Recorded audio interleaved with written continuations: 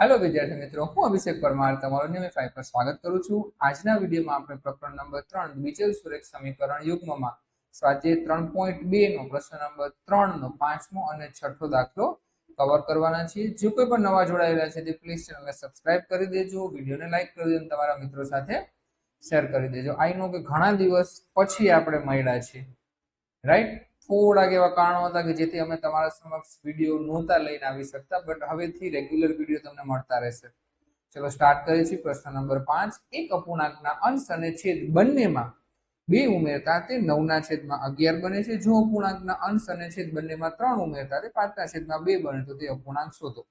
હવે વિદ્યાર્થી મિત્રો, આપણે એ ખબર છે કે જ્યારે કોઈ અપૂર્ણાંકની વાત હોય, અપૂર્ણાંકનો એક અંશ હોય અને એક છેદ હોય। અંશ ક્યાં હોય તો કે ઉપરની બાજુ, છેદ ક્યાં હોય તો નીચેની બાજુ। તો આ દાખલા માટે આપણે અંશ અને છેદ બે ધારવા પડે। આ દાખલા માટે અંશ અને છેદ બે ધારવા પડે। આપણે તમે કહેશો હા સર, તો ચલો ધારી લઈ।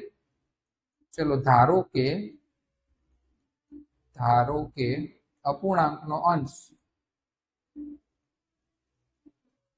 અપૂર્ણાંકનો અંશ બરાબર x અને છેદ બરાબર y, બરોબર છે। તો આપણે અપૂર્ણાંક કંઈક આવો મળે। અપૂર્ણાંક આવો મળે x ના છેદમાં y। આટલું ક્લિયર છે બધાને? હવે પેલી લાઈન વાંચો, એને શું કીધું? અપૂર્ણાંકના અંશ અને છેદ બંનેમાં 2 ઉમેરવાના છે, બરોબર। તો પ્રશ્ન મુજબ અપૂર્ણાંકનો અંશ એમાંય 2 ઉમેરવાના છે અને છેદમાંય 2 ઉમેરવાના છે। જો એને કીધું અંશ અને છેદમાં 2 ઉમેરતા તે 9/11 બને છે। કેવું બને છે? 9/11। આટલું ક્લિયર છે?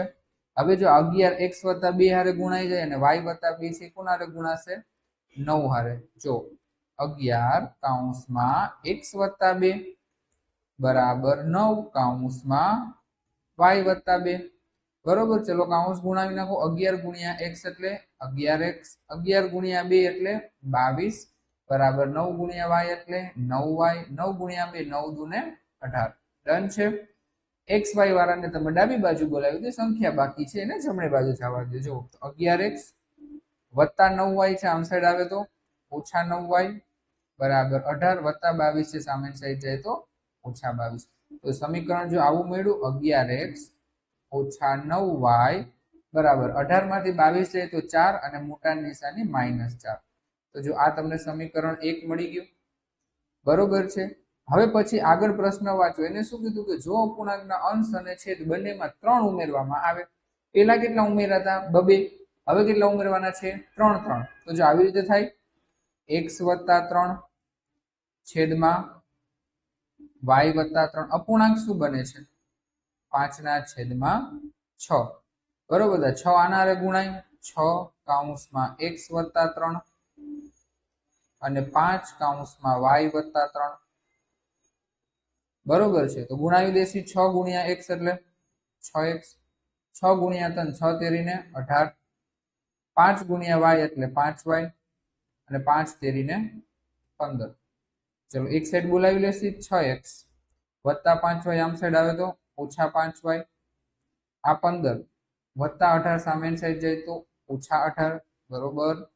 ચલો તો 6x ઓછા 5y બરાબર 15 માંથી 18 જાય તો તમે કહેશો સર 3 પણ મોટા નિશાની -3। તો આ શું મળી ગયું? સમીકરણ નંબર 2 મળી ગયું।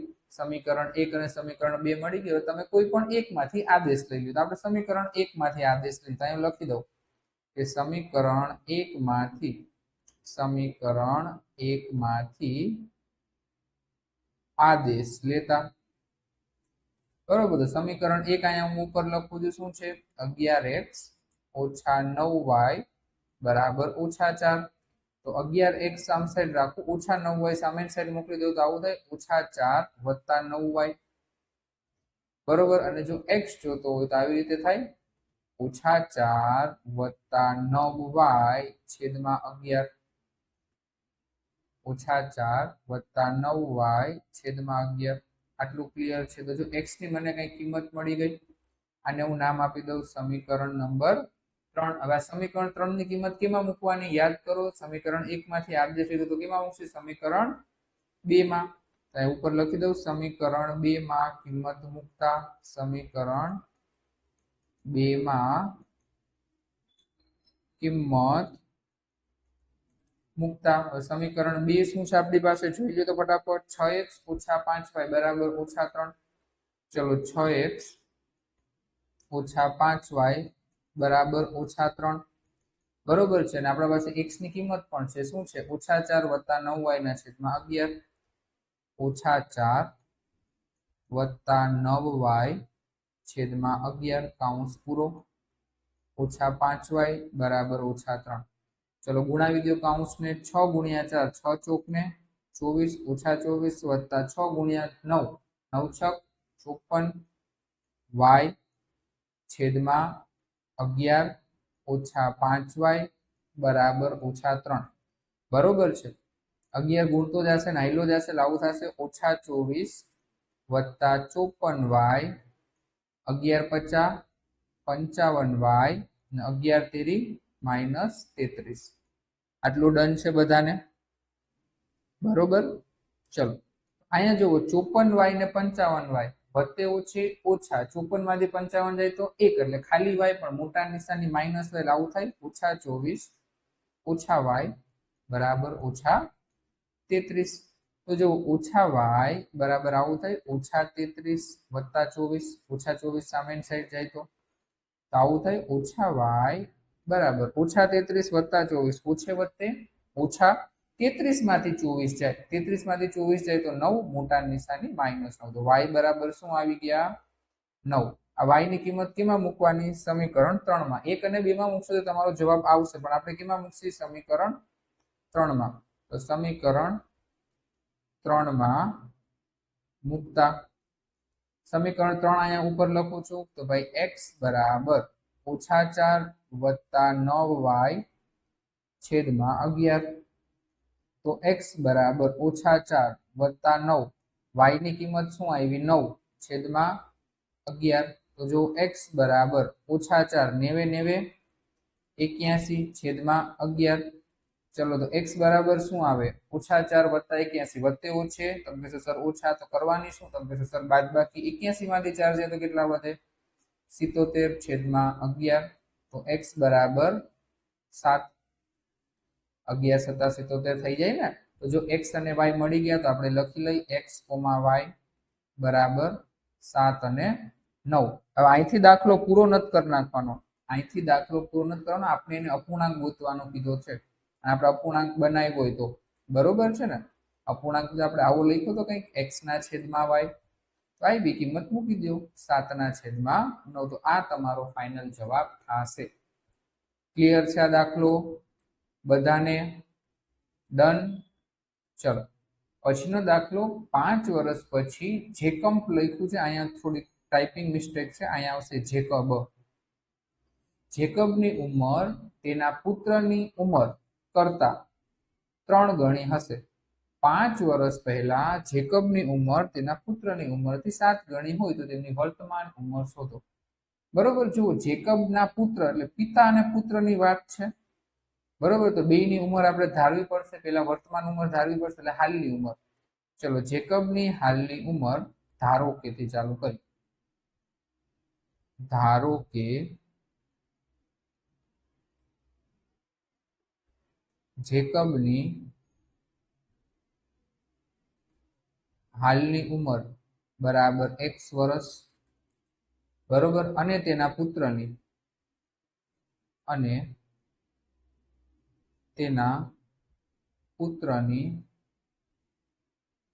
હાલની ઉંમર બરાબર y વર્ષ આટલું પેલા ક્લિયર છે આપણે x અને y બંને માટે ધારી લીધા હવે કેટલી વાત છે 5 વર્ષ પહેલાની અને 5 વર્ષ પછીની તો પેલી લાઈનમાં શું કીધું છે 5 વર્ષ પછી તો ચલો 5 વર્ષ પછીનું હેડિંગ આપી દઈ 5 વર્ષ પછી બરોબર 5 વર્ષ પછી જેકબની ઉંમર જોઈ લઈ જેકબની ઉંમર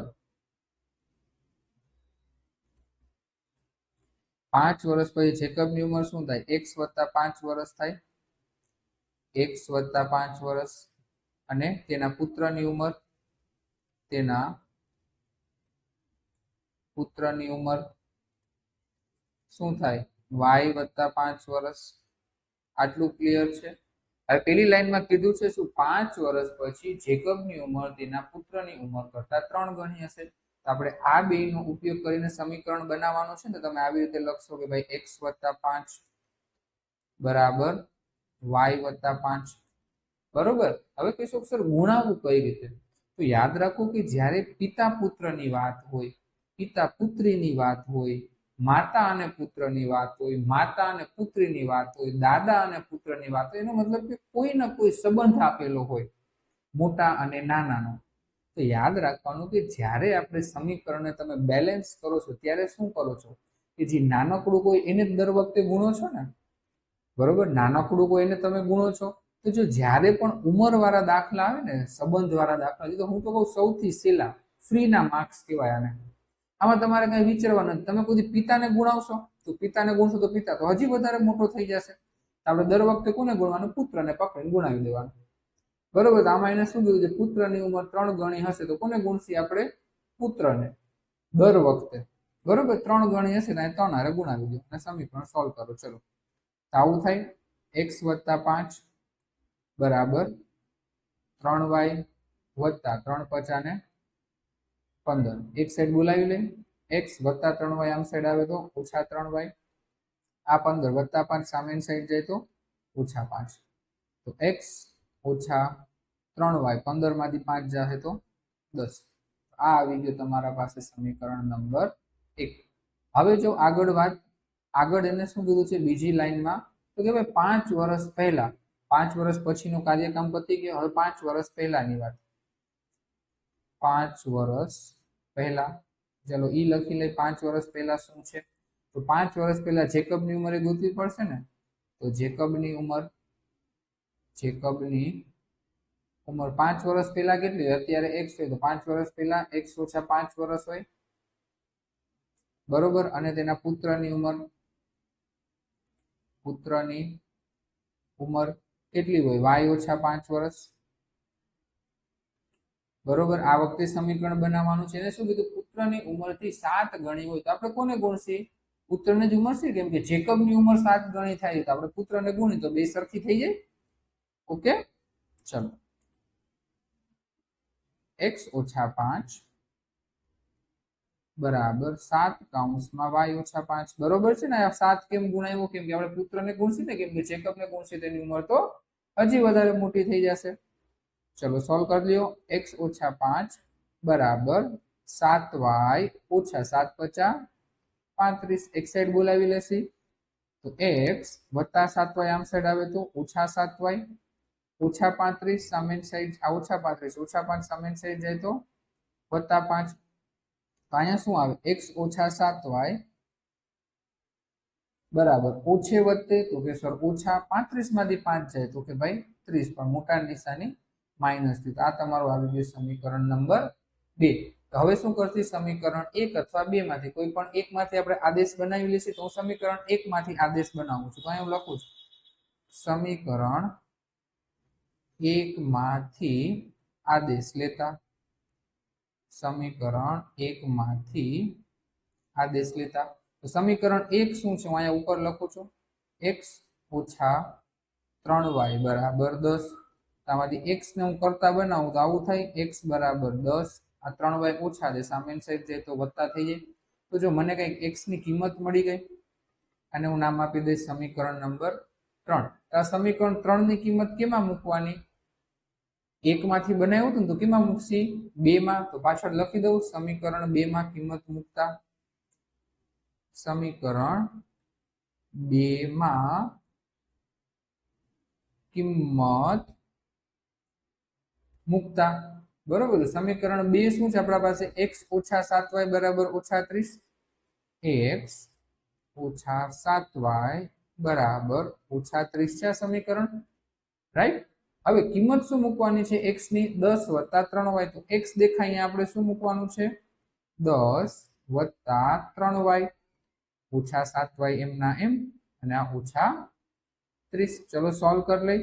10 એમને એમ, જો વત્તા 3y ઓછા 7y વત્તે ઓછે ઓછા 7 માંથી 3 જાય તો કેટલા વધે? તો તમે કહેશો સર 4 વધે. પણ કેવા 4 વધે? તમે કહેશો સર મોટાની નિશાની -4. ઓકે, બરાબર -30. આ +10 સામેની સાઈડ જાય તો કેવા થઈ જાય? ચલો એ પણ કહી દો. +10 સામેની સાઈડ જાય તો -10. ચલો ઓછે ઓછે +30 ને 10 40. મોટાની નિશાની -40. જો બે સાઈડ માઇનસ છે તો તમે કહેશો સર માઇનસ માઇનસ તો ઉડાડી દો. તો સાચી વાત છે. ચલો માઇનસ માઇનસ ઉડાડી દીધા. તો y ની કિંમત શું મળી જાય? 40/4. તો y શું મળી ગયો? 10. બરોબર ને? 4 દાન 40. y ની કિંમત કેમાં મૂકશી? સમીકરણ 3 માં. બરોબર, બાકીમાં પણ તમે મૂકી શકો છો, પણ આપણે કેમાં મૂકી છે દર વખતે? સમીકરણ 3 માં. તો સમીકરણ 3 શું હતું? x બરાબર 10 + 3y હતું. ચલો કિંમત મૂકી દો. તો ભાઈ x બરાબર 10 + 3, y ની કિંમત પણ 10. તો x બરાબર 10 + 3 દાન ને 30. તો x બરાબર 30 ને 10 40. x અને y મળી ગયા. તો આપણે આપણા ફોર્મમાં લખી લેશી x, y બરાબર 40, 10. પણ આમ મૂકવાનું નથી. વ્યવહારિક દાખલા હોય તો જે ધાર્યું હોય એ કિંમતમાં મૂકવાનું. ધાર્યું તો શું? ધારો કે જેકબની હાલની ઉંમર x વર્ષ ધારી હતી ને, તો અહીં લખવાની. આમ જેકબની હાલની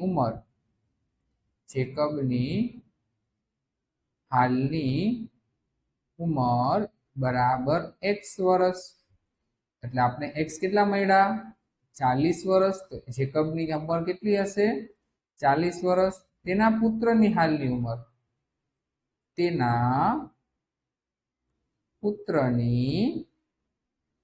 હાલની ઉંમર, બરાબર આપણે શું ધાર્યું હતું? y વર્ષ. તો y કેટલા મળ્યા? 10. તો જવાબ શું આવશે? 10 વર્ષ. એનો મતલબ કે જેકબની ઉંમર 40 વર્ષ હશે અને તેના પુત્રની ઉંમર 10 વર્ષ હશે. દાખલો ક્લિયર છે? પાંચમો અને છઠ્ઠો ક્લિયર છે બધાને? જો તમને સમજાવવાની મેથડ ગમતી હોય તો પ્લીઝ ચેનલને સબસ્ક્રાઇબ કરી દેજો, વિડીયોને લાઈક કરી દેજો. બરોબર, ભૂલતા નહીં. ચલો મળી છીએ કાલના વિડીયોમાં. બરોબર, ટિલ ધેન બાય. અને વિદ્યાર્થી મિત્રો, જો તમે અમારા સાથે જોડાઈને ગણિત હજી વધારે શીખવા માંગતા હોય તો ડિસ્ક્રિપ્શનમાં એક લિંક આપેલી છે આપણા એપ્લિકેશનની, અને અધરવાઇઝ તમે પ્લે સ્ટોર ઉપર જઈને પણ ન્યુમીફાઈ સર્ચ કરીને એપ્લિકેશન ડાઉનલોડ કરી શકો છો. અહીંયા તમને લોગો વિઝિબલ છે. એકવાર તમે એપ્લિકેશન ઇન્સ્ટોલ કરશો ત્યારબાદ તમને આ પ્રકારનું કોઈક ઇન્ટરફેસ જોવા મળશે. એપ્લિકેશનમાં લોગિન થવા માટે તમે કોઈ પણ બે મેથડનો યુઝ કરી શકો છો. એક છે તમારે વોટ્સઅપ વાળી, અને બીજી છે યુઝ અનધર મેથડ, કે જેમાં તમારે ફોન નંબર એન્ટર કરવાનો રહેશે. હવે વોટ્સઅપ વાળી મેથડમાં શું છે કે જ્યારે તમે વોટ્સઅપ ઉપર ક્લિક કરશો તો એક લિંક આવશે, જેને તમે પાછી ક્લિક કરશો એટલે પછી તમે એપ્લિકેશનમાં લોગિન થઈ જશો. ત્યારબાદ જો તમારે વોટ્સઅપ વાળી મેથડથી લોગિન નથી થવું તો યુઝ અનધર મેથડ ઉપર ક્લિક કરીને તમારે અહીંયા તમારા મોબાઈલ નંબર એન્ટર કરવાના છે. ત્યારબાદ તમને ઓટીપી આવશે. ઓટીપી એન્ટર કરીને તમારું નામ, ડિટેલ્સ ફિલ કરીને તમે એપ્લિકેશનમાં એન્ટર થઈ જશો. હાલ ગુજરાત બોર્ડ માટે આર્યભટ્ટ બેચ ચાલુ છે, જેનો પ્રાઇસ છે 1499. જ્યારે એપ્લિકેશન ઓપન થઈ જશે ત્યારે તમને આ 3 બેચ જોવા મળશે. બરોબર, ગુજરાત બોર્ડ અને ગુજરાતી મીડિયમ માટે ધોરણ 10 માટે આર્યભટ્ટ બેચ છે. ત્યારબાદ જો તમે સીબીએસઈ વિદ્યાર્થી મિત્રો હોય અથવા કોઈ સીબીએસઈ માં તમારા ફ્રેન્ડ સર્કલમાં હોય તો તમે સજેસ્ટ કરી શકો કે તેના માટે ચાણક્ય બેચ છે. અને ગુજરાત બોર્ડમાં જો કોઈ ઇંગ્લિશ મીડિયમના વિદ્યાર્થીઓ છે તેના માટે વિદ્યાસેતુ બેચ છે. આ ત્રણ બેચ તમને એપ્લિકેશન પર અવેલેબલ છે. જો તમારે જોઈન થવું હોય તો તમે ગેટ ધીસ કોર્સ અને બાયના ઉપર ક્લિક કરીને કોર્સને જોઈન કરી શકો છો. તમને એપ્લિકેશનમાં ક્યાં ક્યાં ફાયદા મળશે તો કે જ્યારે તમે એપ્લિકેશન પરચેસ કરો છો અને બહુ નોમિનલ પ્રાઇસ છે 1499 રૂપિયા, જે તમને આખા વર્ષનું છે, ના કે મહિનાનું. બરોબર, જ્યાં લગી તમારી બોર્ડની એક્ઝામ ખતમ નહીં થાય ત્યાં લગી આ કોર્સ કન્ટિન્યુ ચાલુ રહેશે. બરોબર છે. એપ્લિકેશનમાં તમને બધા લેક્ચર લાઈવ મળશે અને રેકોર્ડેડ વિડીયો તમે ઇન્ફાઇનાઇટ ટાઈમ જોઈ શકો છો. તમને ઈચ્છા પડે એટલી વાર, જ્યાં લગી તમારું મન ન ભરાય ત્યાં લગી. દરેક ચેપ્ટરના અંતે તમને પીડીએફ મળશે, નોટ્સ મળશે, વર્કશીટ મળશે, અને જ્યારે સંપૂર્ણ સિલેબસ ખતમ થવા આવશે ત્યારે તમને અહીંયાથી પ્રેક્ટિસ પેપર પણ પ્રોવાઈડ કરવામાં આવશે. આ બધી વસ્તુ તમને માત્ર ને માત્ર 1499 રૂપિયાની નોમિનલ પ્રાઇસમાં મળી જશે. જો તમારે ગણિતથી વધારે શીખવું હોય તો તમે અમારા એપ્લિકેશનમાં જોડાઈ શકો છો. અને હવે મળી છીએ નેક્સ્ટ વિડીયોમાં. Till then bye bye.